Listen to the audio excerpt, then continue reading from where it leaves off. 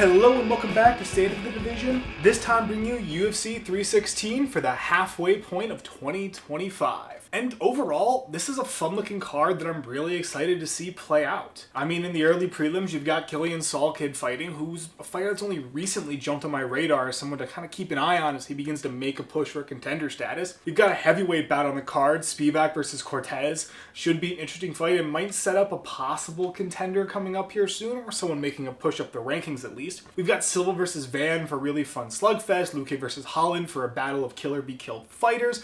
We've got Chaos Williams fighting pretty much a UFC newcomer, which should at least be interesting one way or the other. We've got Cong versus De Silva, and not to mention two fun title fights that look to set up a lot or maybe even crown new champions. Pena Harrison kind of looks to have Harrison back up the talk she's had about being one of the best, going up against someone who's been the champion before and taken down arguably the best women's fighter ever, Amanda Nunes, and then a title fight between the cardio machine and the striker. But all that being said, let's get right into it. But first, we gotta do housekeeping and the butcher's bill. I went 10-2 in that last card, missing on Madalena and missing on Bukauskas beating Kudalaba. Both fights hurt a little because I was really confident in Bilal Muhammad for once, but I can live with it, as I do improve to 40-18-1 on the year. I have a chance this week to go over 50, which is kind of exciting compared to how I did last year. With that being said, we do need to get into the butcher's bill because it's a bit of a jumping around mess. So, Uros Medic is out against Chaos Williams. He was replaced with Albert Tadavosian, who then was pulled out and replaced with Andreas Gustaffson, who is still fighting on this fight as of now. Johnny Walker is out of his bout against Azamat Murzakanov, and replaced by Brenson Ribeiro. Marlon Vera is out of his bout against Mario Bautista and is now replaced by former Bellator competitor Patchy Mix. As it stands, that is all the replacements that I have at the time of recording. But kicking us off is a fight I learned about while finishing this script on a Monday night. 10-1 Markel Mederos looks for his 4th UFC win against UFC newcomer 8-0 Mark the Shark Chominski. Mederos is a year younger at 28, 2 inches taller, with not a clue on reach, but Mederos has a 69-inch reach going his way. Mederos looks to be a finisher, though most of his UFC wins have come via the judge's decision. He does have solid striking with a 3.75 to 2.61, speaking to his ability to take a striking lead and hold it to the end. But at times that lead can be very close. February 2024 seeing him take only a 5-strike lead over Landon Quinones. But back on topic, he does have some explosive power and athleticism in his arsenal with 6 career KO wins, and it certainly seems to be a threat. The takedowns don't seem to be much of a consideration with a 0.00 average, though he has seemed to struggle when people stack them against him. Chominski is the newcomer and seems to be a major submission threat with 5 career submission wins. They do tend to finish quick, with most submissions being in the first round, and seem to be rear naked chokes. I don't know if he's a full-on takedown artist, or more so forces scrambles to take an advantageous position. I don't know his striking, but given that he hasn't been KO'd, I wager there's at least some sort of chin there. The Vegas favorite is Mederos, and given that I am shooting blind here and that I only saw this fight late in the process, I am going to quickly agree. Mederos does seem to have an edge in striking, and has proven the ability to mitigate ground control damage and be able to get back to the feet in some of his fights. He has struggled, but he's also found ways around it, and that seems to be Chominski's game plan. And given this is a later notice fight, I'm not sure how prepared Chominski is for what Mederos is offering. I'm going to give the nod to the UFC veteran here. 8-1 Salkilld looks to keep his streak rolling against the 8-1 Red Fox Ashmouz. Salkilld is 5 years younger, 3 inches taller, with 6 inches of reach also heading his way. Salkilld is a bit of an odd fighter to get a feel for, but I think calling him a finisher is at least fair. 3 KO, 3 submission, and 2 decision wins in his career, one of those KO wins coming in the UFC. In the numbers, he works a 5.68 to 4.81 in striking, showing how he will take a striking lead, but can be tagged a little in return. He has proven the ability to work quickly in his most recent fight with a 19-second KO win, and both his KOs outside the UFC coming in the first as well. His ground game has been prevalent as of late, with an 8.81 average and 9 takedowns in his fight against Gage Young. Plus, he does have some submission ability lurking in the wings. Ashmouz is similar. 4 career KO wins and 2 career decision wins, showing that finishability, but there is some more focus on the takedowns, at least in the UFC. In that regard, he works a 4.80 average with 9 takedowns in his most recent fight. With that, there are some chunks of control time that will let him slow his opponent down and build the points. On the feet, he rolls with a 2.94 to 4.54, which highlights that grappler striking style where he can be outpaced and does somewhat struggle with keeping pace. Salkilld is the heavy favorite at minus 425 at the time of recording, and I'm going to agree. Both fighters use takedowns and like to stack the control time and stack the takedowns, so let's say they're about even there. The difference then becomes the striking. In that regard, we've seen Salkilld have more success. Ashmouz does deserve a little credit for his takedown game and his finish win in the UFC, but at the same time, we've seen Salkilld keep pace a little more, avoid more damage coming back, and we've seen Ashmouz struggle in fights with the damage he's taking versus the damage he's dealing. So in that regard, the needle tips a little more in Salkild's favor. I'm going to pick him to win. 14-4, Jeka C. Tendigan Moat Saragih, I'm so sorry, looks to rebound quickly against UFC newcomer 8-0 Joo-Sang. Saragih looks to be a year younger, with either 1 inch in height heading his way, or dead even across the board, with no idea on reach, but I can say Saragih carries a 69-inch reach. Saragih is a killer-be-killed fighter with a definite preference for the feet, with his 3 UFC wins all coming by KO. So in the striking, he works at 2.73 to 2.65, showing his willingness to step in and exchange and let power end it. He has been able to take striking leads, but aside from his first UFC fight with a 16-strike lead, they've all been very minimal. Obviously, he can be caught and outpaced as well. He does seem to have a fairly explosive style, able to mix in spinning moves into the arsenal, and behind all that is a 2.21 takedown average that has been effective but inconsistent, only appearing in 2 of his 5 fights with 4 total takedowns. Joo-Sang is the newcomer here, and looking outside the UFC, he seems to be a grinder with some lurking finishability in the wings. 4 career wins by decision kind of give me that idea. But he can finish with 4 finish victories in either first or second round, showing that he doesn't have to go deep into a fight in order to get the win. I don't know much about his takedowns or even his striking style, but he has been good enough to avoid being defeated, which gives me the notion he's at least solid in both of those aspects. Biggest ones with Joo-Sang in this fight, and I will be agreeing. Saragih is the veteran, yes, but he's been very on and off in the UFC. And while he has the finish power, the consistency of that power coming out and winning him fights isn't great.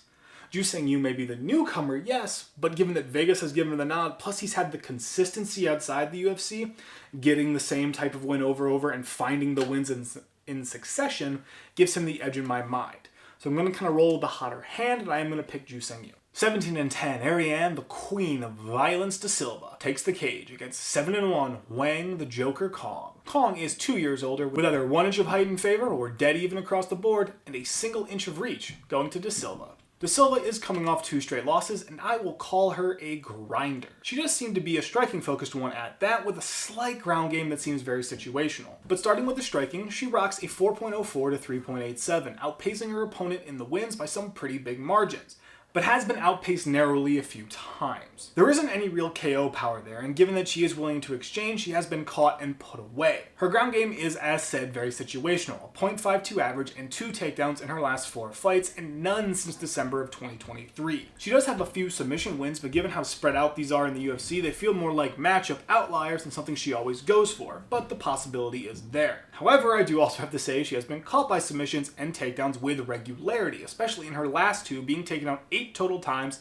and losing 1 by decision and 1 by submission. Cong is hard to get a read on, but in the UFC, she seemed to have found the finishing touch, with 2 of her 3 wins being by finish, a submission and a KO win. The striking has been her major strength, with a 6.38 to 1.86, outstriking every single one of her UFC opponents. She does tend to work quick, it seems, pouring it on and pressuring the opponent immediately. Takedown game backs it up pretty well with a 1.61 average, though she has only landed 3 total in her 4 UFC fights, 2 in her most recent fight being May and 1 in May 2024. The favorite is Cong, and I will be agreeing yet again.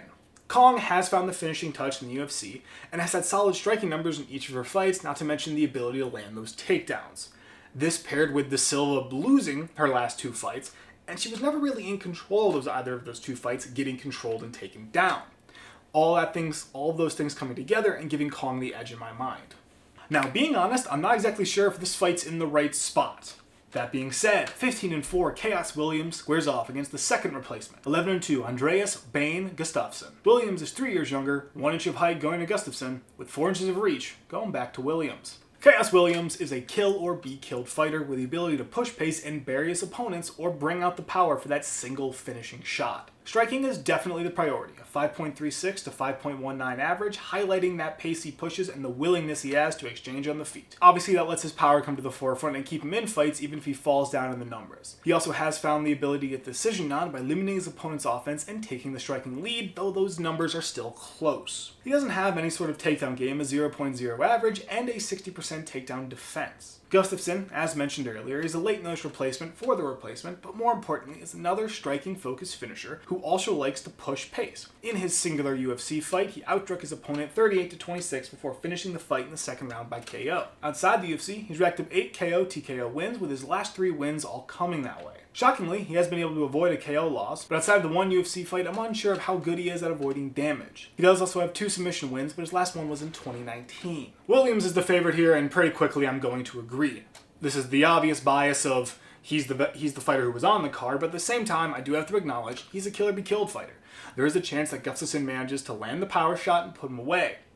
But, as mentioned, he was in camp for this, he's the more experienced UFC fighter, and he's gone to war a few times before. I think he's going to be able to push the pace quickly on Gustaffson, at least not let him get far ahead, and I trust Williams' power a little bit more than I trust Gustaffson's for this fight. In what I think is kicking off the prelims, 17-5 Saragih, the polar bear Spivac, looks to stop the surging. 13-1 Waldo, Salsa Boy, Cortes-Acosta. Spivac is 3 years younger, 1 inch shorter, with a complete dead draw in reach. Spivac is a finisher with some monstrous power and also an effective and dangerous takedown game. Starting with the ground game, he rocks a 4.56 average with takedowns in each of his last 4 wins and 5 of his last 6 fights. Obviously with those there is some control time, but mainly is the finishability with a consistent submission threat. Now he has been taken down, albeit rarely, and I'm not sure if it matters in this fight, but I wanted to mention it. His striking sits at a 3.49, 3.77, speaking to the heavyweight swang and bang with an obvious reliance on power. Now, he has proven the ability to outpace some fighters, but it's not very much the standard. There is a heavy reliance on the ground game, slowing his opponents down and letting him amass the damage and points through ground and pound and catching them while they recover back to the feet. Cortes-Acosta is more of a grinder in comparison, taking most of his UFC fights the distance and outpointing his opponents. He rocks a .49 takedown average, which shows that it doesn't really rely on taking the fighter down in order to slow the fight down. Does have a 66% takedown defense and has struggled when his opponents have gotten him down. Striking sits at a 5.76 to 3.47, showing where the majority of his control comes from and how he limits his opponent's offense and avoids damage coming back. There is some sort of KO touch there. There has to be. It's heavyweights. But there were 2 years between his last KO wins, not making me put much faith in it. Vegas has this one close, the slightest nod going to Spivac, and I will be agreeing. I debated this one a bit longer than I think I should have, but Spivac gets the nod in my head because of his effective takedown game that we've seen against other fighters. Cortes-Acosta did struggle against Rodrigo de Lima. He was taken down, I think, 6 times in that fight and was controlled pretty thoroughly. Spivac has a pretty good takedown game, and it does take a good deal to stop him. He can be stopped on the feet, sure, but if Cortes-Acosta can't put him away, Spivac can shoot takedowns, take him down, and ground and pound him there and get the points there. So I think Spivac in this fight just has more ways to win and more advantages than Cortes-Acosta does coming in. In another jumbled up fight, 14-0 Azamat, the professional Murzakanov, looks to stay perfect against 17-7 0-1 Brenson, the gorilla Ribeiro. Ribeiro is 8 years younger, 4 inches taller, with 10 inches of reach, going to Ribeiro. Murzakanov is a striking-focused finisher capable of taking the fight deep or ending it all early with some serious power. Once again, starting with the striking, he rocks a 4.72 to 2.90, highlighting both his ability to build the gap between strikes while also limiting his opponent's offense. He isn't a super quick starter, with only 1 fight ending in the first, with a majority coming in the third. He has been outstruck once and was able to come back and win the fight in the third by KO. On the ground, he carries a .62 with only 2 takedowns in the UFC so far. Ribeiro is the late replacement and is a bit harder to get a read on. I think I can call him a killer-be-killed fighter, but there does seem to be some problem with getting controlled by aggressive ground games. He does have a 1.07 takedown average, but that number seems inflated by a 3 takedown fight against Magomed Gadzhikasulov, where he was taken down 5 times and turned to lose by decision. He does have submission ability, with his most recent win coming by that method, and it did come from a defensive position. On the feet, he works a 3.34 to 3.72, which does highlight how he is often close in strikes and has been heavily outstruck before by other fighters. The heavy favorite is Murzakanov at -500, and I think I will be quickly agreeing with this yet again. Murzakanov is riding the hot hand. He was the original fighter for this card. Both things that already tipped the needle in his favor.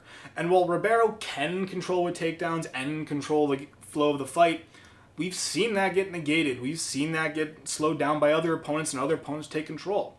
And I think that Murzakanov is capable of at least surviving the takedowns if Ribeiro lands and taking control back from him. Plus he has the more consistent KO touch, which is a point in his favor. 14-6-2 when one Bruno Bulldog Silva looks for war against 13-2 Joshua Fearless Van. Van is 12 years younger at 23, a whopping inch taller with a complete dead draw in reach. Silva is another killer-be-killed fighter capable of bringing the power in strikes or catching his opponent with submissions. In the striking, we see the reliance on power with a 3.54 to 4.0 weight, and in his wins we see solid striking leads. A 10-strike lead, an 11-strike lead, and a 6-strike lead, with some reaching even 26. However, in his losses, he is outpaced badly, and while he is able to hang in and make the final bell, we see him never really close the gap. Flipping to the ground, he works a 1.92 with it seeming more situational or recovery piece over a consistent game plan.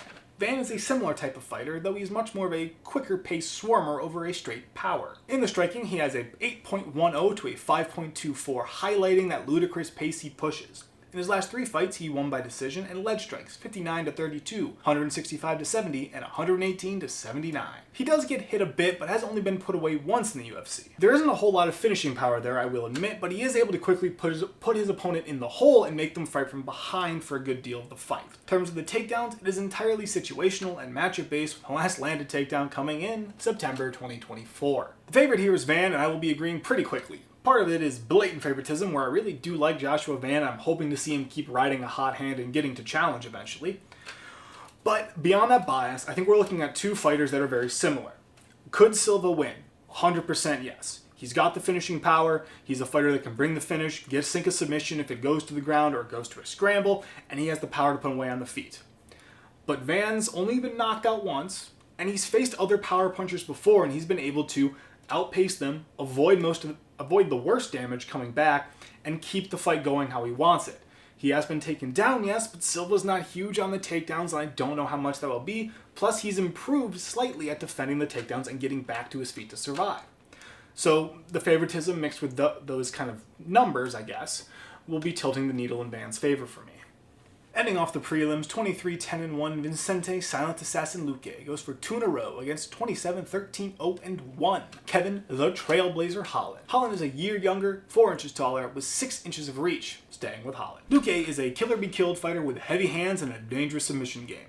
Looking at the striking first, he has a 5.05 to 5.22, more than willing to step in exchange to land his shot, and even keep coming at his opponent while they keep growing a lead. As mentioned, he has the power to put his opponents away, but is also able to go deep into fights, putting them away in the later rounds with explosive blows or cumulative damage. Now obviously, he can be caught and straight up outpaced given Luque's reliance on that finish. In terms of submission and takedowns, he rocks a .99 average. He will stack if the chance arises, with 8 in his fight against Dos Anjos, but has also been able to operate off single or even 0 takedowns to sink submissions. Holland is very much the same, a killer-be-killed fighter with power in spades and the ability to put the fight away on the ground. In his strikes, he works a 4.19 to 3.10, speaking to his power and tendency to end a fight quickly. The killer-be-killed style does leave him open for getting finished, which can happen at any time given that he always pushes for the finish. In terms of the ground, he works a .77 average and seems to only land them in specific matchups. He is able to land submissions off of scrambles or from a defensive position that also threatens his opponents consistently. Holland gets the Vegas nod here, and while I do think this fight should be closer, I will be agreeing. It's killer be killed, which does mean this fight is almost completely a 50-50 toss-up. But I just happen to like what I've seen from Holland in the past. I think his power has been a bit more consistent, and while it hasn't been recent, he has shown the ability to work off of scrambles to escape or land his own submissions. And while Luque can certainly take control, he's done it in the past against other fighters, I just think Holland counters his strength just enough to keep it in his wheelhouse and give him more opportunities to put the fight away. Kicking off the main card, 15-2 Mario Bautista looks to keep the streak rolling against UFC newcomer 20-1 No Love Patchy Mix. Even age across the board, 1 inch of height heading to Bautista with no idea of reach. Bautista is riding a super hot hand coming into this fight as a finisher, though he has been forced to grind a bit in his last 3 wins. There is a preference for striking at a quick pace and forcing his opponent to fight from behind. In the numbers, he works a 5.33 to 3.91, showing that pace and how he is able to consistently avoid damage coming back his way. With that is some explosive power and the ability to catch his opponents off guard. He does also carry a ground game at a 1.92 average and some dangerous submission ability that seems to be able to land them from control or a defensive position. He isn't always able to land his takedowns, but has proven the ability to work around it or survive his opponent's takedowns. Patchy is the UFC newcomer, but looking at his numbers outside the UFC, he looks to be a ground-focused fighter with 13 career submission wins, with the ability to land them in any round it seems. I am willing to take a stab and say he's always hunting for them. His most recent loss came from decision, and I do have to ask how he will handle someone who has found the control game as of recent. Vegas has it close, but has decided to roll with Mix. And I rewrote this segment 3 times, and I think shockingly I am going to agree and roll with Mix as well. I don't want to discount Bautista here, but when I'm looking at his fights, we see him get taken down for chunks of control time. We've seen it before, and he was able to win those fights. But in my mind, you're getting a fighter like Mix, who has the chance to be very successful there, who has proven success there against other fighters, who can slow down Bautista and take the control time from him on the ground, where I think Mix has the advantage. Bautista has a submission threat, but at the same time, so does Mix. So two fighters, I think Mix has the edge on the ground, and if it goes to the ground, I think Mix has the edge there. And on the feet, Mix has proven the ability to survive on the feet, and in his last few fights, Bautista has struggled a little bit against some of the other strikers. So I'm going to give the nod to Mix, kind of going with the Vegas odds here.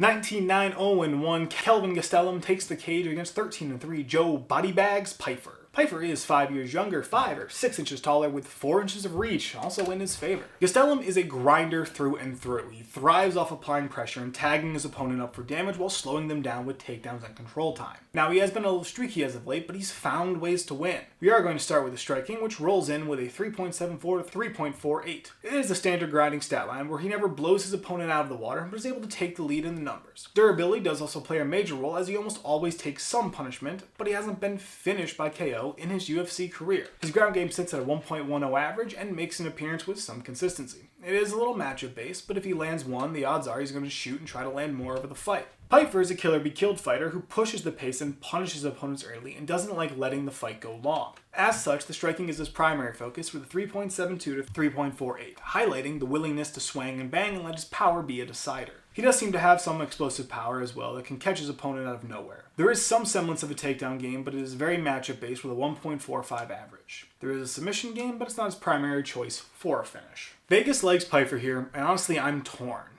And in the end, I'm going to go with Gastellum. I think Pyfer has a real chance of winning, I have to acknowledge it. He's a finisher, super high motor, but Gastellum has proven to be able to keep pace on the feet with a lot of fighters and wade through punishment to get his blows in and get his takedowns. And Gastellum has utilized that takedown game to some effectiveness, something we have seen Pyfer struggle with a 50% takedown defense. I think Gastellum has a shot over 3 rounds to take this fight down enough to slow it down to give himself the nod.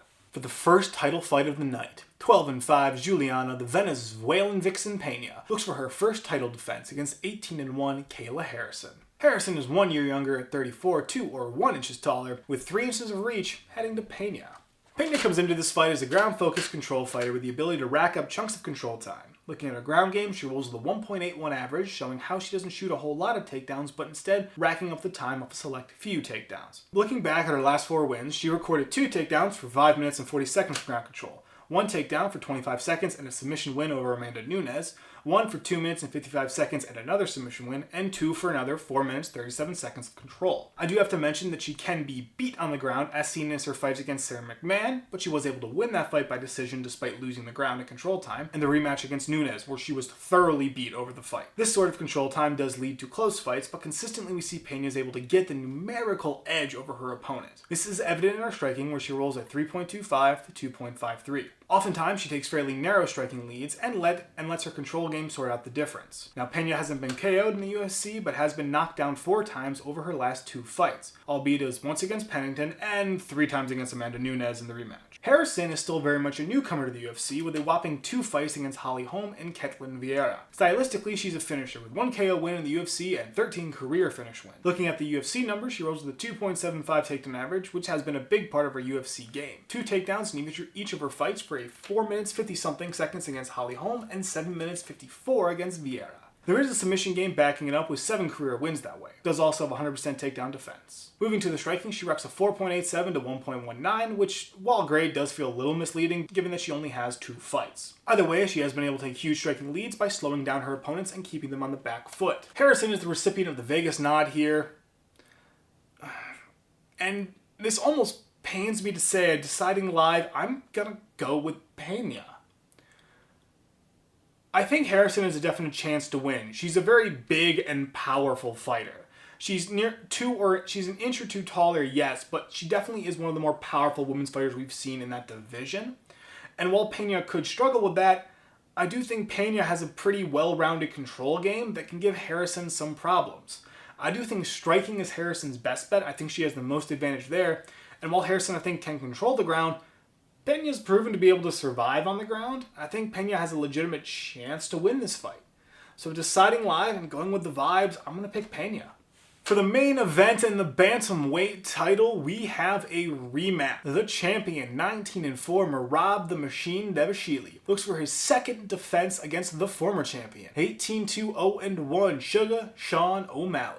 O'Malley is 4 years younger, 5 inches taller, with 4 inches of reach also heading his way. So in this rematch, Merab is still Merab. He's a ground-focused fighter with good takedowns and even better cardio that never seems to wane over 5 rounds. He's not so much a finisher, with all but one of his UFC wins going to the judges. But to look at the numbers, he rolls with a 5.89 takedown average, which speaks to the aforementioned relentless pace and ability to take huge chunks of control time. Now, he doesn't always rack up the most control time. His most recent fight had him land 7 takedowns for 2 minutes of ground control over 5 rounds. Part of that is his game plan, where even if he doesn't land, he just forces you to defend his relentless attacks without being able to mount a counter-offensive. He's being active, you're being passive, it looks bad to the judges. He can be matched in this, as his fight against Umar Nurmagomedov, he only barely led the control time and led significant strikes by 7. In the strikes, he's pretty solid, a 4.36 to a 2.51, and does lead in most of his fights. In part, that's how he slows his opponents down, which lets his numbers simply outpace his opponent while they're busy defending. There isn't much in terms of finishing power, but the ability to pepper his opponents and force them to pay attention to more than the ground game is there.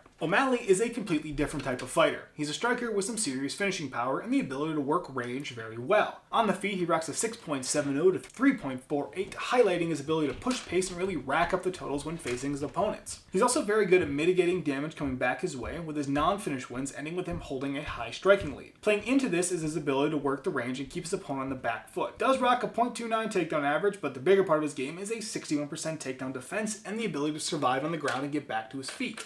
Vegas has decided to give Dvalishvllli the nod here, and I will be agreeing, but I do have to immediately give O'Malley his flowers here. He can definitely win this fight. There is a definite path to victory. He has the power to end Merab. He can rock Merab if he lands right, and he's proven the ability to work the range. But in this rematch, the question becomes, can he counter the relentless takedowns? Can he stay on the feet, where I think he does have the advantage? That's up in the air and comes down to choice. In my mind, I think Merab still has the advantage there. The relentless takedowns are going to constantly put O'Malley on the back foot, either having to defend the takedown or find a way to keep Merab from shooting them. I don't know if he has a way to defend Merab, and if Merab begins to land takedowns, he's going to keep shooting takedowns, he's going to keep landing takedowns, and it just begins to spiral into the same thing. So in the end, I am going to pick Merab, because I still think in this matchup, he has the edge with how his style works. O'Malley has to land power shots to keep him off the takedowns, but I don't know if he'll be able to land enough of them to either put Merab away or prevent the takedown spiral from beginning. But in the end, that's UFC 316. And I really am excited for this card. 2 fun title fights, littered with fun fights throughout, killer be killed fighters, a heavyweight bout. UFC 316 promises a lot, and it might deliver on most of it. I'm excited to see how this card plays out, and I hope those of you who are able to watch it live really do enjoy it. That being said, like, subscribe, leave a comment, tell me if I'm wrong, whatever. Thank you for listening, and have a great fight.